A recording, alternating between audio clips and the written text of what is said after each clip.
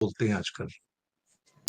वो पहले सुनने में आया, मतलब पहले भी ब्लेम्स आए कि इनको कुछ ज्यादा बोलने की आदत है। कई लोग उसको एडवाइस करते हैं, भाई थोड़ा कम बोला कर, विदेश मंत्री है तू, कोई ऐसे छोटा भैया नहीं जो कुछ भी बोलता रहेगा। कभी कभी उसके बोलने का बुरा असर भी पड़ जाता है। कभी यूरोप को जाके धमका के आ जाता है, कभी उसको धमका के आ जाता है। अब पता नहीं क्या चक्कर है अंदर का सर। लेकिन फिलहाल इंडिया के लिए स्थितियां खतरनाक हो गई। चाइना ने 300 और इंजीनियर वापस बुला लिए फॉक्सकॉन के। फॉक्सकॉन को पहले ही उसने चेतावनी दे दी थी, भैया इंडिया में एक्सपेंशन बंद कर दे, नहीं तो मैं तेरी बत्ती बंद कर दूंगा, सीधी भाषा में बोल दिया। और उसका जो चीफ है फॉक्सकॉन का, एक्चुअली फॉक्सकॉन बेसिकली ताइवान की कंपनी है, लेकिन चाइना में उसका सारा इन्वेस्टमेंट है, सब फैक्ट्री है भाई, यांग यी कुछ ऐसे नाम है। उसको चाइना गवर्नमेंट ने कहा मेरे को पूरी रिपोर्ट बना के दे, इंडिया में कितना पैसा लगा रहा है, क्यों लगा रहा है, अल्टीमेटली किसी में लगा रहा है तो इधर से वांग यी इंडिया में थे, जो चाइना के फॉरेन मिनिस्टर थे।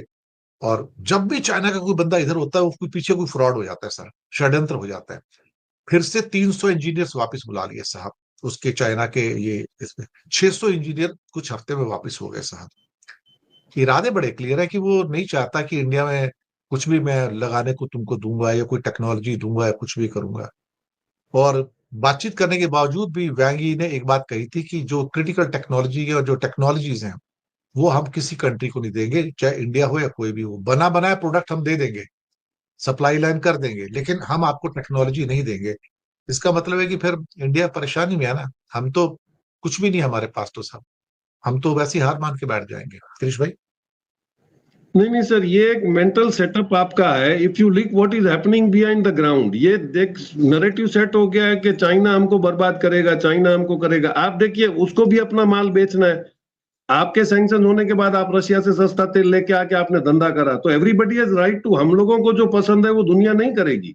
हम ट्रंप नहीं बन सकते हैं। आप देखिए वहां पे हुआई ने गूगल को पूरा चैलेंज कर दिया है। आप सर्च करिए what is happening in the world. Huawei का हारमनी ओएस उसने लॉन्च करा है, जो डायरेक्ट सैटेलाइट लिंक से आपका इंटेल वो बंद कर देगा, इंटरनेट बंद कर देगा। उसने अपना पूरा एक सेटअप खड़ा कर दिया। गूगल वर्सेस हुआई, ये बहुत बड़ा फाइट है। अभी उसका ऑलरेडी उसके पास आई थिंक कितने हैं, 860 बिलियन के ऐसे कुछ ऑलरेडी सब्सक्राइबर्स उसके पास हैं। Harmony OS 6 is much more advanced in AI and applications. उसने ऑलरेडी हुआई का एक उसने अपना एप्लीकेशन भी शुरू कर दिया जो गूगल एप्लीकेशंस के बराबर है, और उसके अंदर बहुत ज्यादा फैसिलिटीज है और फास्ट है। उसके बाद अपनी सैटेलाइट्स है, अपना बाइडू है, अपनी इकोनॉमिक्स चलाने का उसके पास सिस्टम है। He is going on transformation. अभी आपने पढ़ा होगा कि हमारी 4 बैंकों को SCO में जाने के पहले RBI has passed a circular कि आप लोग वोस्ट्रो अकाउंट खोल सकते हो। HDFC, ICICI, DCB development credit bank, जिसमें 15% आगा खान के लगे हुए, और एक्सिस बैंक को। तो वो हम लोग ने गुजरात में एक प्रोग्राम किया था, तो उसको जाके किसी ने जाके बैंक से पूछा भी जाके कि भाई, उसने फिर मेरे को फोन भी किया, बोले हम लोग बैंक में गए तो उन्होंने बोला आपको नहीं अकाउंट खोलना है, we have been authorized as an authorized dealer branch, AD branch. आपका पैसा आएगा, आपको सिर्फ एप्लीकेशन करनी है कि मेरे को इसमें रुपीज में कन्वर्ट करना है या मेरे को उसी करेंसी में रखना है, and that you can use it in future which will be immunised from the fluctuation rate. तो काफी कुछ चेंजेस और भी तो हो रहे हैं। आपके पास कोई चॉइस नहीं है, you will have to go and China. और चाइना ने आपको इनडायरेक्टली कहां पर हिट करा है? अब उसके पास माल है तो ऑब्वियस बेचेगा। अब आपको डिसाइड करना है कि आप क्या करोगे। आपने जब भी उन्होंने बाइडू लॉन्च किया था तो आपने उसको अभी तक डाउन लिंकिंग उसका आपने बंद करके रखा हुआ है, और उसी फैसिलिटी में ईरान ने कितना बड़ा एडवांटेज ले लिया उसका, उसकी सैटेलाइट्स का उपयोग। तो ये एक माइंडसेट हो गया कि चाइना आपको backstep, China is now looking only for commercial things. और वो जो कर रहा है, और उसने BRI में बना दिया आपका मलेशिया से लेके यूरोप की बॉर्डर तक, तो उसने किस कंट्री को डिस्टर्ब करा है? तो I think we will have to come out of this 70 years notion कि चाइना ये है, चाइना वो है। अगर तुम्हारा कोई नुकसान कर सकता है, कंपटीशन में एक बहुत बड़ा फेमस सेइंग है कि if you are a warrior you should not get depressed, you should be prepared and that will make you better. Competition तो चलेगी दुनिया में। आज FMCG में बहुत बड़े तड़ले से आपने रामदेव को लाया, रामदेव ने सबकी मार्केट पहले ये एस्टिमेट किया कि भाई हिंदुस्तान लीवर, यूनिलीवर, ये सब गिर जाएंगे। क्या हुआ? Nothing happened. सब अपनी अपनी स्ट्रेटेजी चेंज करेंगे और चलते रहेंगे। आपको चाइना से कैसे फायदा लेना है? आपने सस्ते तेल का रशिया से फायदा तो लिया है, you are not afraid of sanctions. तो हमको ये देखना पड़ेगा, जो कंट्री पावरफुल है उसको आपको एडमिट करना पड़ेगा पावरफुल है। आप ऐसे चिल्लाते रहोगे कि नहीं नहीं हमको तो चाइना चाहिए नहीं, then you will be down to drum. जी, ये आपने बात सही कही कि, लेकिन एक बात तो सच है ना कि 27 तारीख को 4 दिन के बाद 50% तो लगने जा रहा है ना सर। और इंडस्ट्री को फर्क तो पड़ेगा ना, ऐसी बात तो नहीं कि नहीं फर्क पड़ेगा, क्योंकि हम compete तो नहीं कर पाएंगे ना। हमारे पास क्या रास्ता है उससे रिगल आउट होने का 50% से? नहीं सर, यही होता है, we are not discussing economics on the real basis. आपका ऑलरेडी 50 कंट्रीज का सामने मार्केट खड़ा हुआ है, 36। आपको एक देखिए, फार्मास्यूटिकल में 2 साल पहले चाइना ने आपको बोला था कि हम लोग एपीआई इंडिया से इंपोर्ट करेंगे। आपकी गलतफहमी थी कि आपने एपीआई में आरएनडी का पैसा दिया लेकिन पीछे फॉलोअप नहीं करा।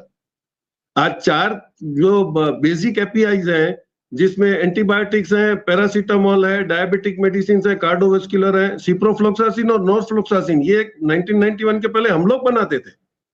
आपकी गलत पॉलिसियों ने उसको बंद करवा दिया। तो ये सब जो आपको सेटअप्स करना है वो आप करोगे तो जाके आप कॉम्पीट करोगे। आज अमेरिका, ऑस्ट्रेलिया, अभी फार्मास्यूटिकल में आप ऑल्टरनेट मार्केट देखिए तो अफ्रीका खड़ा हो गया $36 बिलियन का। हमारा आज भी 45% एक्सपोर्ट अफ्रीका को है।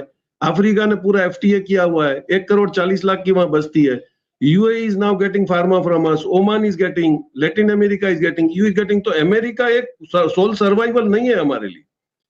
आज भी हमारी इकोनॉमी 75% आपकी डोमेस्टिक पे चल रही है, तो आप सेल्फ सस्टेनिंग इकोनॉमी तो हो। 25% में भी 17% अमेरिका का वो कट जाता है, तो बाकी दूसरे भी तो कंट्रीज है जो करेंगे। और व्यापारी हाथ बांध के नहीं बैठेगा। कल अगर अमेरिका ने काम बंद कर दिया तो व्यापारी अपने रास्ते ढूंढेगा और वो बेच आएगा माल। और हम लोग माल बेचने में सबसे ज्यादा होशियार है। हाँ, चाइना से हम कितनी हद पे निगोशिएट कर सकते हैं, उससे कितना सीकेडी एसकेडी में अगर आप पहले एग्रीमेंट कर लेते कि भाई सेमी नॉकडाउन दे दो हम ले लेंगे, कंप्लीट नॉकडाउन दे दो, तो लेकिन आप स्क्रू ड्राइवर टेक्नोलॉजी में पड़े रहे, आप ट्रेडिंग में पड़े रहे। और फॉक्सकॉन को वो 100 पनिश करेगा ही, क्योंकि उसको भी तो आना है ना। आज वो ईवी व्हीकल्स में भी वो बोल रहा है कि मैं आपको वो सब, आप जब फैक्ट्रियां डालोगे तो मैं आपको दूंगा। अभी पूरा व्हाइट पेपर तो इन्होंने इश्यू ही नहीं करा है, अभी भी वो अमेरिका से डर रहे हैं। इसलिए आप इश्यू कर दीजिए भाई, अब क्या हुआ वांगी से बात आपकी। और एससीओ में जाने के पहले opening up of vostro account ने आपको बता दिया है चाइना को कि भाई now we are ready to join BRICS and now we will start dealing in all local currencies as everybody is going to do. तो डॉलर का कहां इसमें डोमिनेशन ही आया। और सबसे बड़ी बात यह है कि you are not using SWIFT now.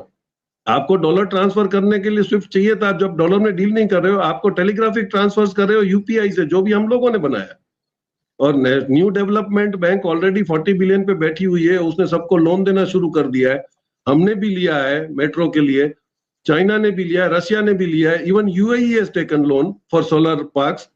तो एक पूरा आईएमएफ का भी तो लॉट चेंज हो रहा है, हमको उसको भी तो नजर लगानी पड़ेगी ना कि भाई कैसे समीकरण बदलते चले जा रहे हैं। जी, नौकरियां तो देखो जाती हैं। सारे ऑर्डर्स को होल्ड पे उन्होंने डालने के लिए कह दिया है। ये जो 50% का है ये बहुत इम्प्रैक्टिकेबल है, ये मतलब नहीं चलेगा। हम लोगों को अपना प्रोडक्शन जो कभी नहीं बंद होता था वो रोकना पड़ रहा है। काम करने के लिए, परिवार जियाने खियाने के लिए चिंता जरूर है। जो ऑर्डर्स थे वो सारे कैंसिल हो गए हैं।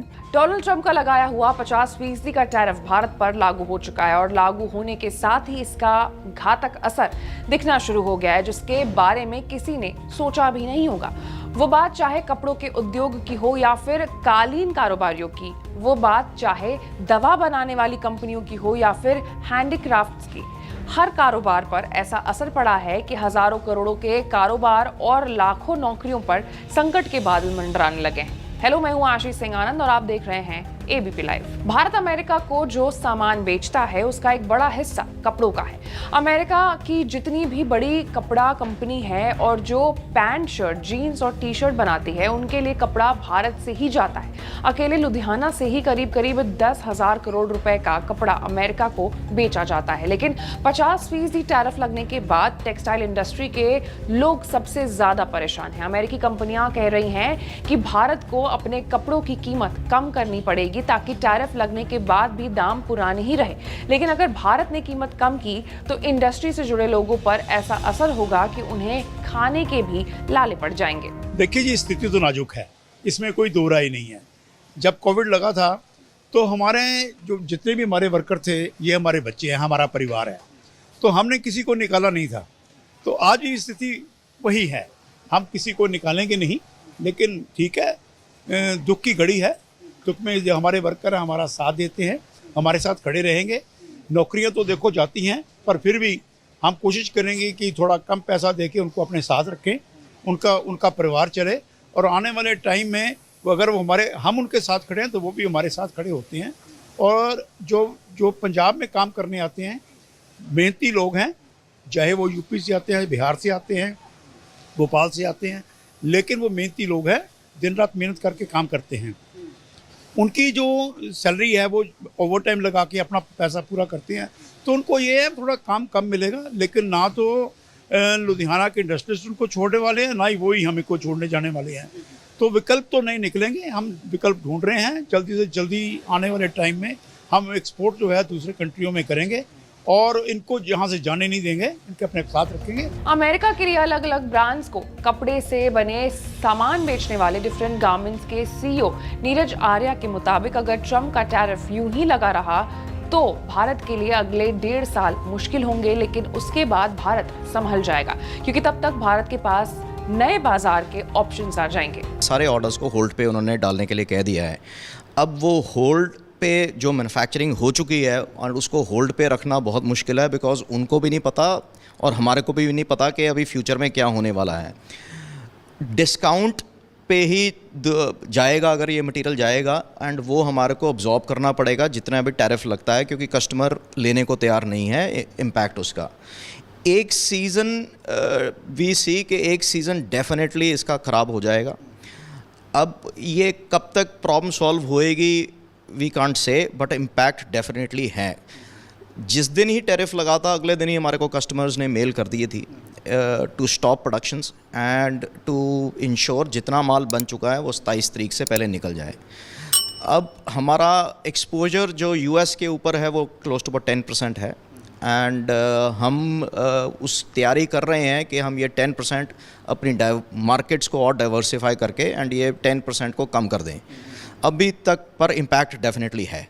साउथ अमेरिकन मार्केट है, रशियन मार्केट है, जापानीज़ मार्केट है, ऑस्ट्रेलियन मार्केट है, ये डाइवर्सिफाइड मार्केट्स हैं, बट इनके ऊपर उतनी वॉल्यूम निकालना बहुत मुश्किल है। अमेरिका में एक कस्टमर उतना देता है जितनी ये सारे मिलके इकट्ठे नहीं दे सकते, तो cost of acquiring business definitely बढ़ जाएगा।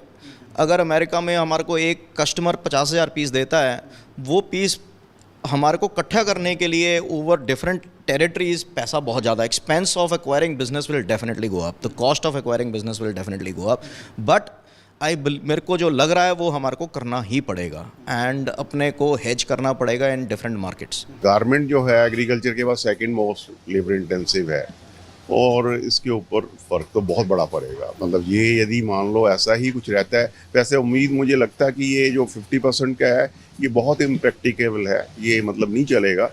ना तो किसी कंट्री को जो इंपोर्ट करता है उसको सूट करता है इतना, तो या जो एक्सपोर्ट करता है दोनों को ही सूट नहीं करता, ये नहीं रहेगा। मोस्ट प्रोबेबली बायलैटरल इनके जो एग्रीमेंट होने हैं सितंबर में, अभी तो ये जो 25-26 को वहाँ से डेलीगेशन आना था वो डेफर हो गया है, पर मोस्ट प्रोबेबली ये सितंबर में कुछ जो इनके बायलैटरल टॉक्स होंगी उसमें कुछ ना कुछ ठीक निकल के आएगा।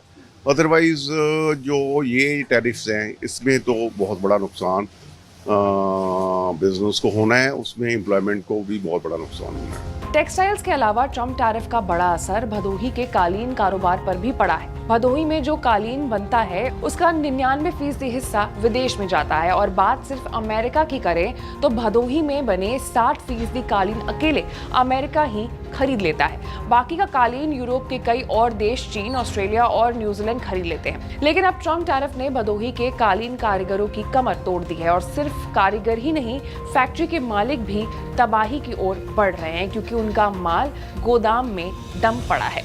इस टैरिफ से सही पूछा जाए तो मुझे लग रहा है कि सबसे ज़्यादा ख़राब हालत अगर है तो कालीन उद्योग की ही होने वाली है, इसलिए कि ये टेक्सटाइल के अंतर्गत आता है, और टेक्सटाइल के और जितने उत्पाद हैं लाइक अपैरल्स हो गए, होम फर्निशिंग हो गए, कपड़े हो गए, धागे हो गए, उनका जो उत्पादन हमारे पूरे देश में होता है उसका काफ़ी बड़ा परसेंटेज कंजम्पशन हमारे ही देश में हो जाता है। मतलब तमाम उत्पाद ऐसे हैं, लेदर, फुटवियर वगैरह की बात करें तो 65 से 80% टोटल उत्पादन का हम अपने देश में इस्तेमाल करते हैं, और 20 से 35% हम एक्सपोर्ट करते हैं। लेकिन उसके उलट कारपेट ऐसा है कि जितना हम प्रोडक्शन करते हैं 99%, 98% हमारा एक्सपोर्ट में जाता है। कोई जो 1-2% रिजेक्शंस हैं या एक्सपोर्ट सरप्लस हैं, उसी का थोड़ा बहुत यहाँ पे व्यवसाय व्यापार है। अब भाई हमारे देश में इसका कोई व्यापार नहीं है, तो और इसमें भी ये करीब लगभग पूरे देश का 17,000 करोड़ का एक्सपोर्ट है। आपको देखने में ये 17,000 करोड़ बहुत ज़्यादा आज की तारीख में नहीं लगेंगे, लेकिन सबसे ख़ास बात यह है कि ये इस 17,000 करोड़ के व्यवसाय में हम लोग लगभग 28 से 30 लाख लोगों को ये रोज़गार प्रोवाइड करता है। हमारे पूरे निर्यात का 60% से 65% अमेरिका को, यूएसए को निर्यात होता है, और बाकी जगह में बहुत सारे देश हैं, जैसे साउथ अफ्रीका है, कनाडा है, न्यूजीलैंड है, ऑस्ट्रेलिया है, आपका यूरोप के सारे देश हैं, लेकिन 60% 65% जो मेजर एक्सपोर्ट है वो अमेरिका को है। अब अमेरिका भले ही बदोही का कालीन न खरीदे, लेकिन कालीन बनाने वाले और देश जैसे तुर्की, पाकिस्तान और अफगानिस्तान ने अमेरिकी बाजारों में अपनी जगह बना ली है, तो दिक्कत और भी हो जाएगी। आज स्थिति ये हो गई है कि हम लोगों को अपना प्रोडक्शन जो कभी नहीं बंद होता था वो रोकना पड़ रहा है। कि आगे की स्थिति क्या होगी ये अभी तक दिख नहीं रहा है, इतना अंधेरा आगे दिख रहा है। स्थितियां सारी असमंजस में पड़ी हुई हैं और ये समझ में नहीं आ रहा है कि किया क्या जाए। सरकार अभी तक हम लोगों को कोई बेल आउट पैकेज देने को आश्वासन नहीं दे रही है, और टैरिफ ने स्थिति ये ला दिया है कि हमारे बायर्स और उन्होंने सारा माल होल्ड कर रखा है। भाई हम लोग यहाँ पे एक लेबर इंटेंसिव इंडस्ट्री में है, जिसमें कि हम काम कर रहे हैं, तो हमको हमारे वर्कर्स को पेमेंट्स और वो सारी चीज़ें रेगुलरली रोज़ का रोज़ जो एक वो है उसमें करना पड़ेगा। और जो स्थिति हो गई है कि इतना माल डंप होने की वजह से हम लोग और अमेरिकन इंपोर्टर्स द्वारा मालों को होल्ड कर देने की वजह से स्थिति बहुत ही गंभीर हो गई है। वहीं सबसे ज्यादा परेशानी कारीगरों को ही हो रही है, क्योंकि प्रोडक्शन रुकने की वजह से उनकी मजदूरी पर भी संकट होगा और उन्हें खाने के भी लाले पड़ जाएंगे। काम करने के लिए, परिवार जियाने खियाने के लिए चिंता जरूर है। मजदूरी करने वाले हर आदमी परेशान है। क्या मांग है सरकार से? सरकार जो टैरिफ कर रही है इसको बंद करिए, थोड़ा ध्यान काम के बारे में। हम लोग तो यही चाहेगा भाई मजदूरी करे, परिवार जिए खियाए, काम करे। कि जब माल नहीं बिक रहा है तो कहाँ से मतलब रोजी रोटी चलेगा। डर लग रहा है जिस तरह से माल पहले क्या स्थिति थी, माल बिकता था? हाँ बिकता था, लेकिन ये संबंध नहीं बिक रहा है, इसीलिए सबको दिक्कत हो गई। बाकी हैंडीक्राफ्ट्स का तो कारोबार इतना बड़ा है कि वो हर तरह से तबाह होते नजर आ रहे हैं। हैंडीक्राफ्ट्स में भी अकेले यूपी का मुरादाबाद ही करीब 10,000 करोड़ का पीतल बेच देता है। इसमें से 6 से 7,000 करोड़ का माल तो अकेले अमेरिका ही खरीद लेता था, लेकिन अब सप्लाई रुकने की वजह से इस पूरी इंडस्ट्री पर भी खतरा मंडरा रहा है। आज निर्यात इस कंडीशन में है कि जो ऑर्डर्स थे वो सारे कैंसिल हो गए हैं, और नए ऑर्डर की तो दूर की बात है। सब निर्यातक इतने घबराए हुए हैं कि आगे कैसे होगा, और आर्टिज़न जो है जो उनका काम करते हैं वो सब आज भुखमरी के कगार पर पहुंच चुके हैं। लोग अपनी फर्मों से कर्मचारियों को निकाल रहे हैं, इसका बहुत ही बड़ा असर पड़ रहा है। और ये 3 इंडस्ट्रीज तो महज उदाहरण पर हैं। ट्रम्प टैरिफ का असर इतना भयंकर है कि अगर भारत ने कारोबार के लिए नए देश नहीं तलाशे, नए बाजार नहीं खोजे, तो आने वाले दिनों में रोजगार का संकट इतना बड़ा हो जाएगा कि उसको संभालने में कई साल लग जाएंगे। अभी के लिए शुक्रिया। आप देख रहे थे एबीपी लाइव।